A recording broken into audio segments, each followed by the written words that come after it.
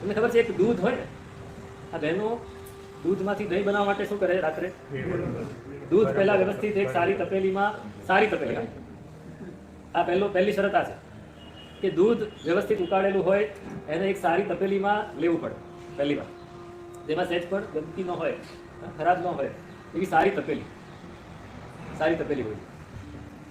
શ્રદ્ધા એ દૂધ જેવી છે, એને સારી મન ચોખ્ખું હોય એવી તપેલીમાં લેવું પડે.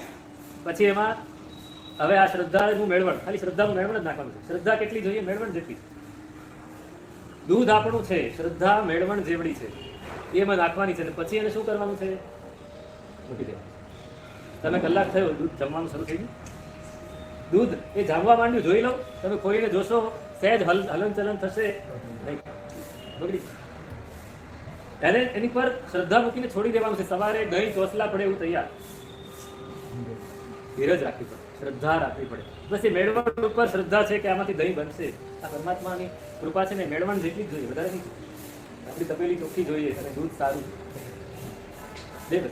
તપેલી ચોખ્ખી, દૂધ સારું, તો આપણે જીતી ગયા. તપેલીમાં ગરબડ, દૂધમાં ગરબડ, અને કાં તો બધું જ સારું હોય ને આપણે શ્રદ્ધા ન હોય, હલન ચલન કર્યા કરીએ, ધીરજ ન હોય તોય ગઈ.